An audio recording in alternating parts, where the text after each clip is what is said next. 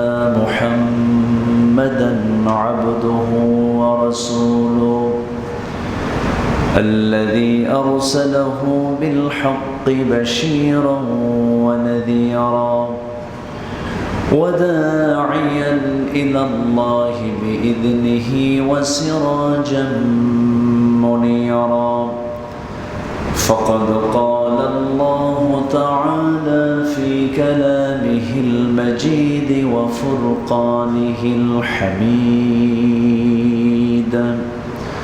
أعوذ بالله من الشيطان الرجيم بسم الله الرحمن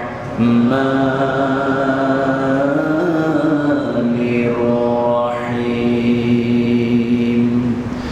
إن الله وملائكته يصلون على النبي يا أيها الذين آمنوا صلوا عليه وسلموا تسليما اللهم صل على محمد وعلى آل محمد كما صليت على إبراهيم وعلى آل إبراهيم إنك حميد مجيد اللهم بارك على محمد وعلى آل محمد كما باركت على إبراهيم وعلى آل إبراهيم إنك حميد مجيد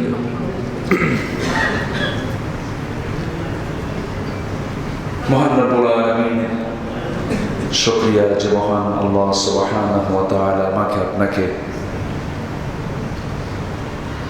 বছরের শেষ মাস হাজিরা যখন পৃথিবীর প্রথম ঘর থেকে তাদের ফরজ কাজ ফরজ ইবাদত সম্পন্ন করে যখন দেশে ফিরছেন, অনেকে ফিরেন নাই, হজ পরবর্তী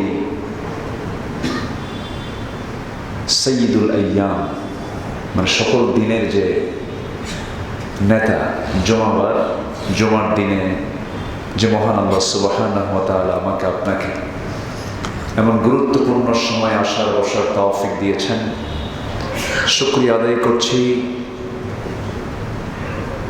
কৃতজ্ঞতা প্রকাশ করছি সেই মহান রবের শানে, বলে উঠছি আলহামদুলিল্লাহ। আবারও বলছি আলহামদুলিল্লাহ। সবাই বলছি আল্লাহুম্মা আইন্নি আলা যিকরিকা ওয়া শুকরিকা ওয়া হুসনি ইবাদাতিকা। সবাই বলি আল্লাহুম্মা লাকা আসলামতু ওয়া বিকা আমানতু ওয়া আলাইকা তাওয়াক্কালতু ওয়া ইলাইকা আনাবতু ওয়া বিকা খাসামতু। আমরা আল্লাহ তাআলার শুকর আদায় করে নিলাম। সম্মানিত হাজিরিন, মহান রব্বুল আলামিন পৃথিবীর প্রথম মানুষ যাকে পাঠিয়েছেন পৃথিবী সৃষ্টি করে, তিনি আমাদের সবার পিতা, তিনি পৃথিবীর প্রথম মানুষ এবং প্রথম মানুষে তিনি একজন নবী ছিলেন। তাহলে আমরা সবাই সাধারণ মানুষের সন্তান না নবীর সন্তান? নবীর সন্তান। তাহলে আমরা নবী পরিবার। গোটা পৃথিবীতে যত মানুষ এসেছে এবং আসবে সব কি পরিবার? নবীর পরিবার না, নবীর পরিবার। সেই নবুয়তের সিলসিলা প্রথম মানুষকে দিয়ে শুরু হয়েছে।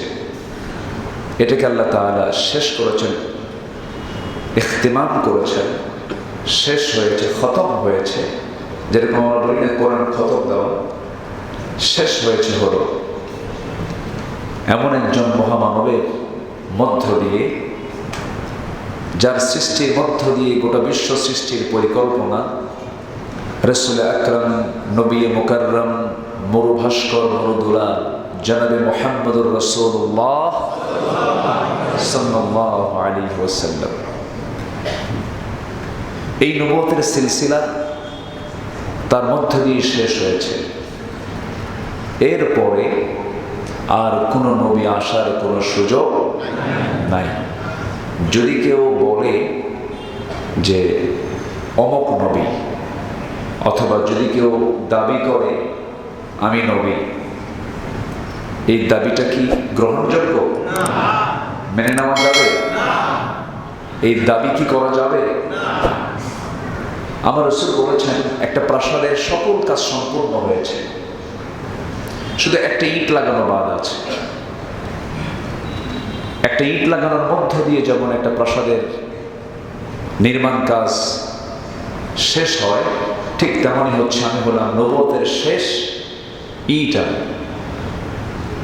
জাস্ট আমার মধ্য দিয়েই নবুয়তের সিলসিলা বন্ধ হয়ে গেছে, আমার পরে আর কোনো নবী আসবে না। মা কানা মুহাম্মাদুন আবা আহাদিন মির রিজালিকুম ওয়ালাকিন রাসূলুল্লাহ ওয়া খাতামান নাবিয়্যিন ওয়া কানা আল্লাহু বিকুল্লি শাইইন আলিমা।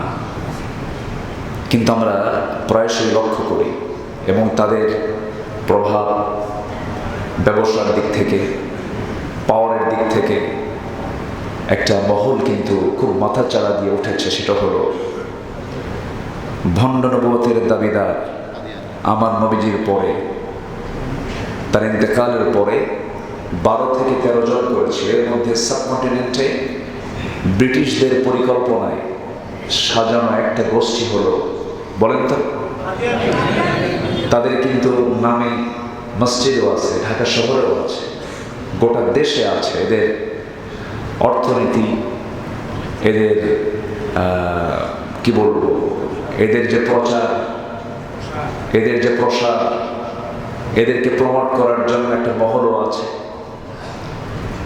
আমার নবীর পরে কোনো নবী নাই যদি কেউ মানে তার ঈমান আছে না গেছে? ঈমান চলে গেছে। অথচ এই একটা বিশাল ফিতনা আমার দেশে কিন্তু চালু আছে, তারা সব কিছু চালিয়ে যাচ্ছে। তাহলে আমরা কি রাসূলকে ভালোবাসি? আসতে বলে সবাইকে ভালোবাসি, সবাইকে মহব্বত করি। আমার নবীর পরে যে নবুয়তের ভণ্ডরা দাবি তুলছে, এই ব্যাপারে আমি যদি চুপ থাকি, তাহলে কি এটা আমার জন্য ভালোবাসার কি কমতি মনে হয়? বলেন, কমতি মনে হয় কিনা? বলেন, অবশ্যই কমতি মনে হয়। সচেতন ব্যক্তির জন্য বেশি খুলে বলতে হয় না, ইঙ্গিতটাই যথেষ্ট।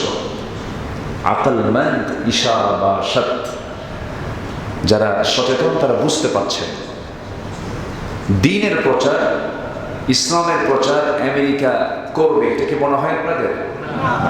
কিন্তু ওরা ওদের প্রচার করে, ওদেরকে প্রমোট করার জন্য উৎসাহ দেয়। সেখানে মানে সার্বিক সাহায্য, মেধা, অর্থ, শ্রম সব সহযোগিতা করছে। কেন? ইসলামকে নিভিয়ে দেওয়ার জন্য। ইসলামের স্রোত ধারণ করে যুগে যুগে, ইসলামের নামের দোহাই দিয়ে যুগে যুগে এই ভণ্ড প্রতারক চক্র ছিল, এখনো আছে। এর মাঝেই আমাকে ঈমান রক্ষা করে চলতে হবে। এখন এই ঈমান রক্ষা করে চলার জন্য যে ইলমি যোগ্যতা দরকার, ব্যবসা করার জন্য অভিজ্ঞতার দরকার আছে না? জ্ঞানের দরকার আছে না? ব্যবসা করার সাবজেক্ট নেই? ব্যবসার সাবজেক্ট আছে? ফিনান্স, মার্কেটিং, ম্যানেজমেন্ট, ব্যাংক চালাবেন, এর জন্য পড়াশোনা আছে। তো দুনিয়ার এই জাগতিক এই 60-70-80 বছরের জিন্দেগির পরিচালনার জন্য যদি এগুলোর যোগ্যতার প্রয়োজন হয়, ঈমান যে একটা বিষয়, এই ইমানটাকে টিকে রাখার জন্য অবশ্যই ইলম কালামের দরকার আছে না নাই? আছে। সবার আগে ইলমটা হাসিল করতে হবে। আমার ইমান যেন কোনো ক্রমে বাতিল গোষ্ঠী যেন ছিনতাই করে না নিয়ে যায়। শয়তান জ্ঞানীকে ধোঁকা দিতে পারে না। যে জ্ঞানী, যে সচেতন, সচেতন সেই হয় যে জ্ঞানী হয়। জ্ঞানীকে শয়তান ধোঁকা দিতে পারে না। শয়তান যদি ধোঁকা দেয়, মূর্খকে ধোঁকা দিতে পারে। এই জন্য ইমানদার মূর্খ থাকবে না, ইমানদার অজানা থাকবে না। ইমানদার ইমান এনে আনবে, না জেনে না জেনে, জেনে জেনে বুঝে ইমান টানতে হবে। জেনে বুঝে ইমান এনেছিলেন সাইয়েদনা আবু বকর সিদ্দিক রাদিয়াল্লাহু তাআলা আনহু। জেনে বুঝে